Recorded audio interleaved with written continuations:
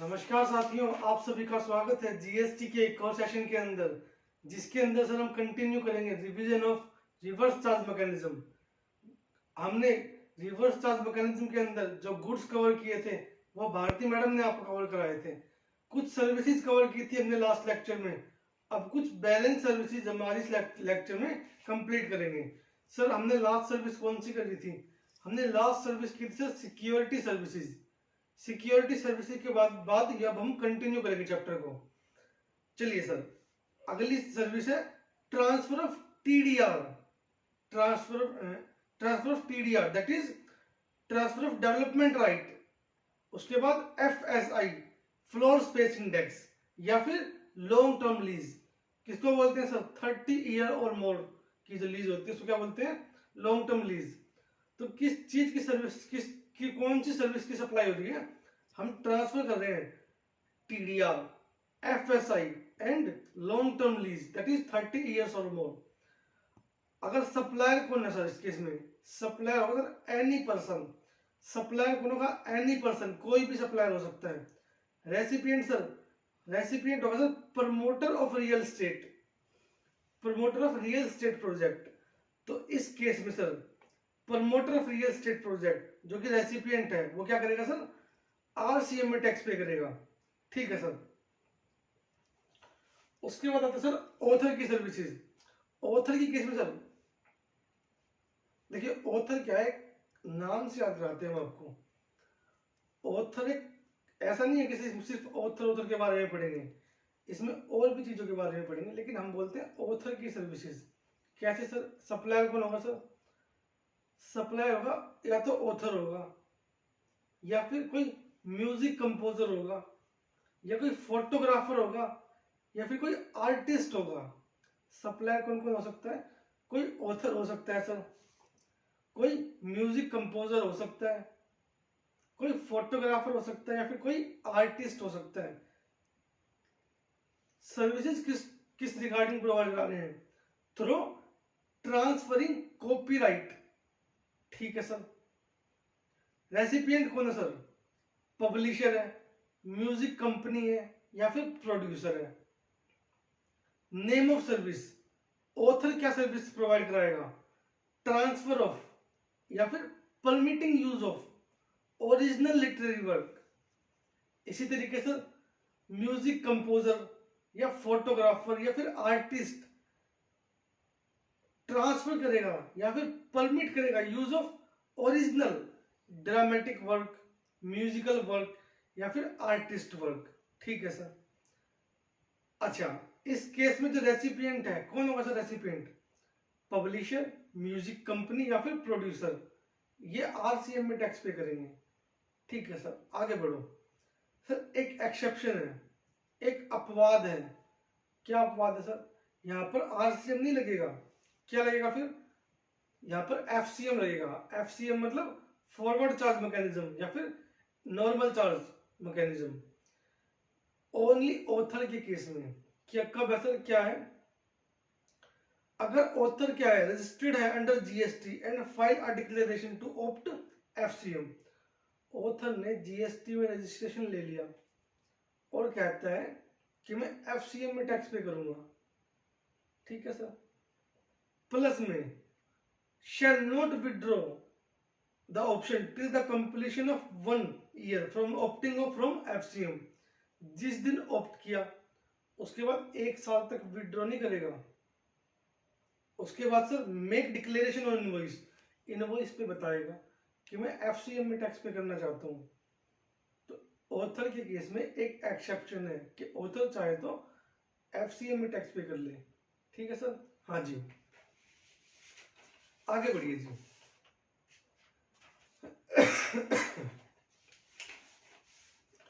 Sir अगला case आता है आपका डायरेक्ट सेलिंग एजेंट का।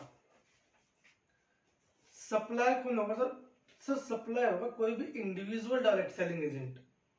रेसिपिएंट कौन होगा sir? Banking company, financial institution and NBFC. इस केस में जो रेसिपिएंट है बैंकिंग कंपनी, फाइनेंशियल इंस्टीट्यूशन और एनबीएफसी, ये आरसीएम में टैक्स पे करेंगे। ठीक है सर, आगे बढ़ो सर। सर डायरेक्टर की सर्विसेज, अगर कोई डायरेक्टर सप्लायर है, सप्लायर कौन होगा सर इस केस में? डायरेक्टर। रेसिपिएंट कौन होगा सर? कंपनी या फिर कोई बॉडी कॉर्पोरेट। अगर कोई डायरेक्टर है किसी कंपनी को या फिर किसी बॉडी कॉर्पोरेट को सर्विसेज प्रोवाइड करता है अपनी, तो चेक करेंगे सर, अगर टीडीएस डिडक्ट हो रहा है डायरेक्टर का under section 192, sir under section 192 में कौन सा टीडीएस डिडक्ट होता है? सर अंडर सेक्शन 192 में टीडीएस ऑन सैलरी डिडक्ट होता है सर। तो फिर एम्प्लॉयर एम्प्लॉय रिलेशनशिप आ गया डायरेक्टर का कंपनी के साथ में। हाँ सर, तो याद कीजिए सर, सप्लाई चैप्टर में पढ़ते हैं हम, अगर एम्प्लॉयर एम्प्लॉय रिलेशनशिप है तो जीएसटी लगता ही नहीं है। जीएसटी क्या है? एग्जम्प्ट है। तो नो सप्लाई शेड्यूल नंबर 3 में कवर है। लेकिन अगर डायरेक्टर का टीडीएस डिडक्ट होता है other than section 192, example section number 194 जे, प्रोफेशनल सर्विसेज का टीडीएस डिडक्ट होता है डायरेक्टर का, तो इस केस में से जो कंपनी है या फिर जो बॉडी कॉर्पोरेट है, बेसिकली रेसिपिएंट जो है, वो आरसीएम में टैक्स पे करेगा। समझ आ रही है ना जी? हाँ सर, हमें समझ आ रही है। आगे बढ़िए सर। सर इसी तरीके से इंश्योरेंस का केस आता है। अगर सप्लायर कौन है? इंडिविजुअल इंश्योरेंस एजेंट, और रेसिपिएंट कौन है? इंश्योरेंस कंपनी, तो इस केस में इंश्योरेंस कंपनी ही टैक्स पे करेगी आरसीएम में। सर ध्यान दीजिएगा, मैंने बोला सप्लायर कौन है? Individual insurance agent. ठीक है सर, आगे बढ़ो सर। सर अगला टॉपिक आपका स्पॉन्सरशिप सर्विसेज। अगर सप्लायर है एनी पर्सन, सप्लायर कौन है सर? एनी पर्सन, रेसिपिएंट है पार्टनरशिप फर्म या बॉडी कॉर्पोरेट, तो इस केस में रेसिपिएंट जो partnership firm and body corporate है वो आरसीएम में टैक्स पे करेंगे। ठीक है सर, आगे बढ़ो सर। अगला केस आता है सर आपको landing of security. Landing of security में सप्लायर कौन होगा सर? लैंडर, और रेसिपिएंट कौन होगा सर? बोरोवर। तो लैंडर ने अपनी सिक्योरिटी बोरोवर को लैंड करी, तो रेसिपिएंट जो है बोरोवर, वो आरसीएम में टैक्स पे करेगा। ठीक है सर, आगे बढ़ो सर। सर अगला केस है रेंटिंग ऑफ मोटर व्हीकल। अगला केस है रेंटिंग ऑफ मोटर व्हीकल, किस चीज के लिए sir? For passenger transportation where fuel cost is included in consideration. क्या मीनिंग सर? हमने रेंट पे लिया है मोटर व्हीकल, किस चीज के लिए? पैसेंजर ट्रांसपोर्टेशन के लिए, जिसमें fuel cost is included in consideration. इस केस में से सप्लायर कौन होगा? Any person other then body corporate which is not issuing invoice at the rate 12%। ठीक है सर। सर रेसिपिएंट कौन होगा सर? Body corporate. तो बॉडी कॉर्पोरेट जो रेसिपिएंट है वो आरसीएम में टैक्स पे करेगी टू गवर्नमेंट। ठीक है सर, आगे बढ़ो सर। सर अगला केस आता है आपका रेंटिंग ऑफ इमूवेबल प्रॉपर्टी।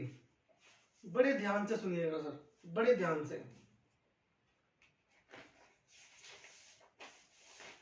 अगर रेंटिंग करते हैं किसकी? इमूवेबल प्रॉपर्टी की, तो सबसे पहले चेक करेंगे renting of residential property bye anyone. कोई भी पर्सन है, कोई भी बंदा है, क्या कर रहा है? रेंट पे दे रहा है अपनी रेजिडेंशियल प्रॉपर्टी को। किसको दे रहा है सर? टू रजिस्टर्ड पर्सन को, किसी रजिस्टर्ड पर्सन को, चाहे फिर वो रेजिडेंशियल पर्पज में यूज करे या फिर कमर्शियल पर्पज में यूज करे, तो वो रजिस्टर्ड पर्सन जो है वो आरसीएम में टैक्स पे करेगा सर। लेकिन सर एक एक्सेप्शन दी गई। क्या एक्सेप्शन दी गई sir? It is exempt when such registered person is proprietor of a proprietary concern and he use such residential property for residential purpose not for the proprietary concern। कैसे sir? समझ नहीं आया। मैंने कहा sir सुनिए, मेरा नाम है सर केशव पाल, मैंने एक प्रोप्राइटरी बिजनेस खोला अपना केशव पाल एंड एसोसिएट्स के नाम से। रजिस्टर्ड पर्सन हूँ जीएसटी में, बिजनेस करता हूँ सर, जो प्लेस ऑफ बिजनेस है मेरा वो कनॉट प्लेस के अंदर है, रहता मैं कहाँ पे हूँ सर, सोनीपत में। हाँ सर, तो मैंने एक प्रॉपर्टी रेंट पे ली है रहने के लिए, तो जो प्रॉपर्टी मैं यूज कर रहा हूँ तो मैं रजिस्टर्ड, लेकिन क्या हूं मैं सर, रजिस्टर्ड पर्सन तो हूं, लेकिन मैं प्रोप्राइटर हूँ, प्रोप्राइटरशिप का। और जो प्रॉपर्टी रेंट पे लिया मैंने वो यूज किसके लिए कर रहा हूँ, रेजिडेंशियल रेजिडेंस के लिए, तो जीएसटी क्या है सर, एग्जम्प्ट होगा। सर एग्जम्प्ट कब नहीं होगा, लेट सपोज मैंने जो बिजनेस है, प्लेस ऑफ बिजनेस भी मेरा सोनीपत के अंदर ही है, उसी प्रॉपर्टी के अंदर ही मैं रहता हूँ और उसी प्रॉपर्टी के अंदर ही मेरा प्लेस ऑफ बिजनेस है, तो इस केस में सर आरसीएम एप्लीकेबल हो जाएगा सर, मेरे को आरसीएम में टैक्स पे करना पड़ जाएगा जी। ठीक है सर, आगे बढ़ो sir. For knowledge purpose, knowledge purpose sir, जानकारी के लिए, अगर रेजिडेंशियल प्रॉपर्टी रेंट करते हैं किसी अनरजिस्टर्ड पर्सन को, तो कोई कभी भी जीएसटी नहीं लेगा, जीएसटी क्या है, एग्जम्प्ट है। लेकिन अगर कमर्शियल प्रॉपर्टी चाहे किसी रजिस्टर्ड पर्सन को रेंट पे दी जाए, चाहे किसी अनरजिस्टर्ड पर्सन को रेंट पे दी जाए, कमर्शियल प्रॉपर्टी की बात हो रही है सर, तो एफसीएम लगेगा सर, आरसीएम नहीं लगेगा। ठीक है सर। सर एक सर्विस रह गई, आपने हमें गवर्नमेंट की सर्विसेज नहीं कराई सर, आपने सर हमें गवर्नमेंट की सर्विसेज नहीं कराई, जिसके अंदर अभी रिसेंटली काफी अमेंडमेंट आई है। मैंने कहा सर सुन लीजिए, आप सुन लीजिए आराम से, नोट कीजिएगा सर, नोट, अगर गवर्नमेंट की सर्विसेज को आपने नोट नहीं किया, पेन पेपर उठा लीजिए और लिखना शुरू कर दीजिए सर। अगर आप लिख लोगे इसको, आपको मैं कहता हूं आसानी से याद हो जाएगी, आप सोचोगे कि सुन के याद हो जाएगी, नेक्स्ट टू इम्पॉसिबल, बिल्कुल भी पॉसिबल नहीं है सर। आप पेन पेपर उठाइए, लिखना शुरू कीजिए, आराम आराम से लिखिए सर। सर सप्लायर कौन है, देखिए जनरली क्या होता है, लिखो लिखो बेटा, जनरली क्या होता है, सप्लायर है government in the form of central government, state government, local authority या फिर यूनियन टेरिटरी। ठीक है सर। रेसिपिएंट कौन है सर, रेसिपिएंट है अगर कोई बिजनेस एंटिटी रेसिपिएंट है, अगर रेसिपिएंट है कोई बिजनेस एंटिटी,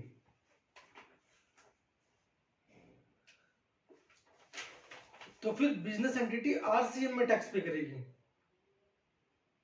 नहीं समझ आया, अगर central government, state government, local authority, union territory government है, इन्होंने किसको सप्लाई करी, किसी बिजनेस एंटिटी को, तो फिर आरसीएम में बिजनेस एंटिटी टैक्स पे करेगी।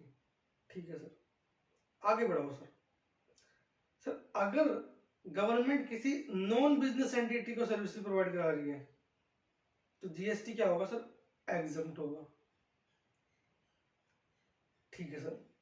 सर अभी तक आपने हमें दो बातें बताई, अगर सप्लायर को central government, state government, local authority या यूनियन टेरिटरी, गवर्नमेंट है बेसिकली।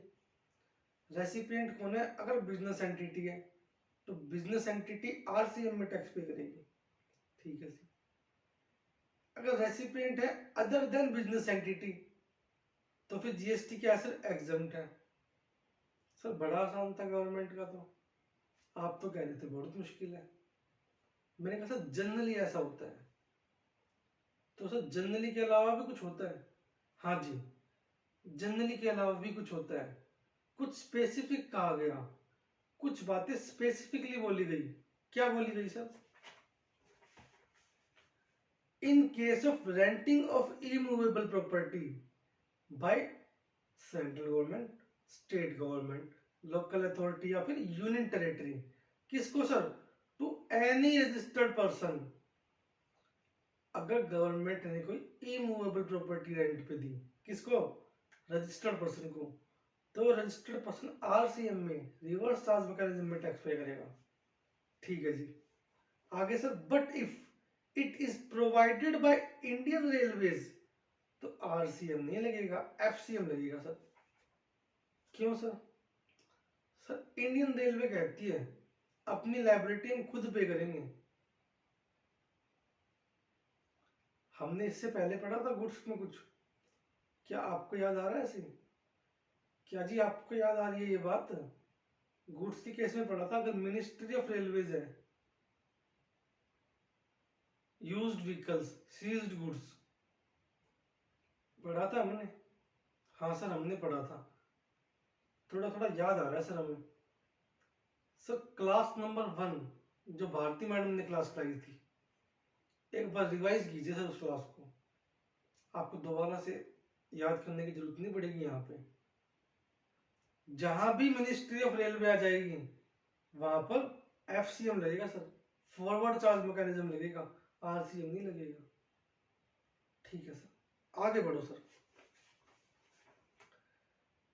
चलिए सर, अब कुछ स्पेसिफिक केस बताए गए जहां पर एफसीएम ही लगेगा, कभी भी आरसीएम नहीं लगेगा। सर अभी तक आपने क्या क्या पढ़ा है एक बार बता दो हमें, हमें थोड़ा सा बर्डन महसूस हो रहा है। मैंने कहा सर सुनो, नॉर्मली क्या होता है, जनरली क्या होता है, अगर सप्लायर है central government, state government, local authority, union territory, अगर किसी रेसिपिएंट को जो कि बिजनेस एंटिटी है तो वो बिजनेस एंटिटी आरसीएम में टैक्स पे करेगी, लेकिन अगर अदर देन बिजनेस एंटिटी है तो एग्जम्प्ट है। अब स्पेसिफिकली बोला गया अगर रेंट पे दी गई इमूवेबल प्रॉपर्टी, अगर रेंट पे दी गई इमूवेबल प्रॉपर्टी, तो फिर अगर इमूवेबल प्रॉपर्टी किसी रजिस्टर्ड पर्सन को रेंट पे दी गई तो फिर आरसीएम लगेगा। लेकिन मिनिस्ट्री ऑफ रेलवे ने अगर कोई इमूवेबल प्रॉपर्टी रेंट पे दी तो आरसीएम नहीं लगेगा, एफसीएम लगेगा। ठीक है सर, अब सर सुनिएगा, 4 स्पेसिफिक केस है जहां पर आरसीएम नहीं लगेगा, एफसीएम लगेगा। FCM that is forward charge mechanism, P T N S, note कीजिए sir, P T N S. P से सर पोर्ट या फिर एयरपोर्ट की services provided to any person, या फिर टी, टी से सर ट्रांसपोर्टेशन ऑफ गुड्स की, goods and passenger की services, transportation of goods and passengers की services provided to any person. ठीक है जी, अगला सर पीओटी कवर हो गए। अब एनएस सर नॉर्मल पोस्ट की services provided by department of post to any person. ठीक है सर, पी टी एन हो गया सर। एस और बता दीजिए सर। सर एस में services supplied by Indian railways, services supplied by Indian railways, किसको सर? To any person. इस केस में सर एफसीएम लगेगा, फॉरवर्ड चार्ज मैकेनिज्म लगेगा, आरसीएम एप्लीकेबल नहीं होगा। ठीक है सर, आगे बढ़ो सर। अब सर सुनिएगा, एग्जम्पशन की बात आ रही है। एग्जम्पशन का मतलब यहाँ पे ना आरसीएम ना एफसीएम। कब sir? Further exemption is provided in respect of services provided by central government, state government, local authority, union territory in relation to speed post, express parcel post, life insurance या फिर agency की services, if it is provided to central government, state government, local authority या फिर union territory. Government ने government कोई services दी, कौन सी दी? Speed post, express parcel post, life insurance and agency की सर्विसेज, तो कोई जीएसटी नहीं है। जीएसटी क्या सर? एग्जम्प्ट है। ठीक है जी, लेकिन अगर किसी और को दी गई है सर्विसेज तो जीएसटी एग्जम्प्ट होगा सर? नहीं सर, एफसीएम लगेगा, फॉरवर्ड चार्ज मैकेनिज्म लगेगा। ठीक है sir,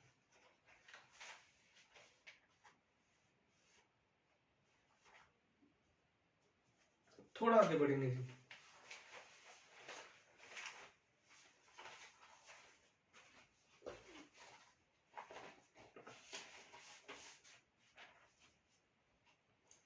additional services notified under RCM in IGST. IGST के अंदर भी 2 सर्विसेज बताई गई सर। अगर services provided by any person located in non taxable territory to any person other than NTOR, तो आरसीएम में टैक्स पे करना पड़ेगा सर रेसिपिएंट को। या फिर services provided by person located in non taxable territory to any importer, India में होगा sir importer, by transportation of goods through vessel from outside India to custom station in India, तो RCM में tax pay करना पड़ेगा basically import की case में। Sir ये दोनों सर्विसेज जो हमने पढ़ी रीड कर लेना सर, एग्जाम पर्पज से not so important, just read only.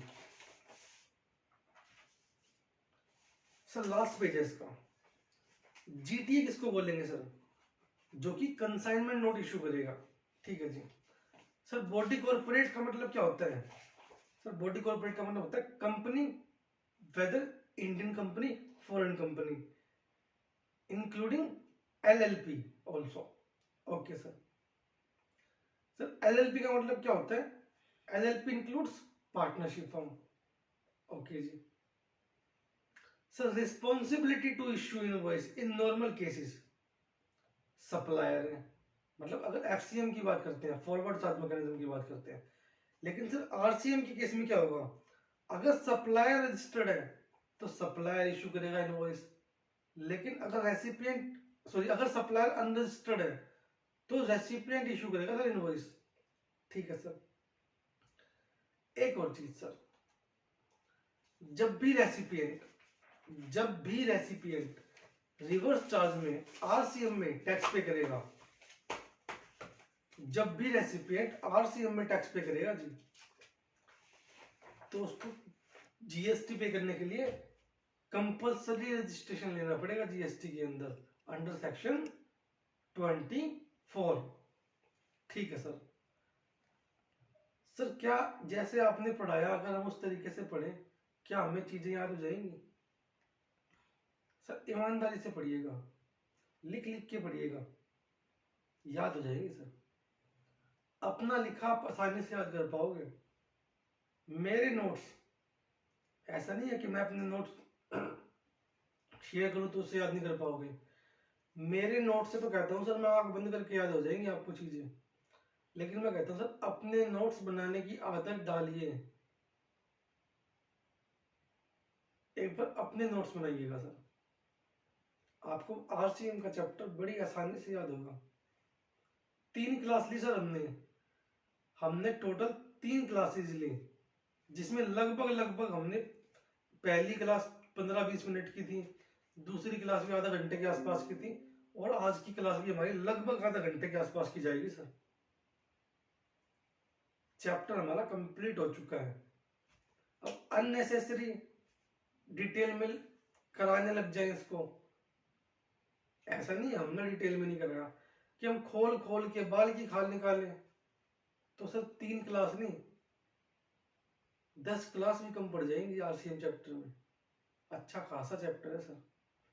Main emphasis होता है सर लर्न करने पे, समझा मैं आपको कितना ही दूं, मैं आपको कितना भी समझा दूं सर, अगर मैं आपको याद नहीं करा पा रहा ना तो मेरा समझाना वेस्ट है। कैसे सर, सर मैं ज्ञान दिए जा रहा हूं, समझाए जा रहा हूं, बताए जा रहा हूं, बच्चे को याद तो कुछ हो नहीं रहा। एग्जाम में सर ज्ञान याद नहीं आएगा कि मैंने कितने एग्जाम्पल दिए थे, कैसे कैसे समझाया था, एग्जाम में क्या याद आएगा, अगर आपको चीजें लर्न है तो आप एग्जाम में अटेम्प्ट कर पाओगे चीजों को, क्वेश्चन को। कहानियों से नहीं होता सर एग्जाम क्लियर कहानियों से नहीं होगा सर, लर्न करने से होगा। तो सर जीएसटी की और रिवीजन के लिए हमारे साथ जुड़े रहिए। आज के लिए सर इतना ही, थैंक यू, स्टे कनेक्टेड।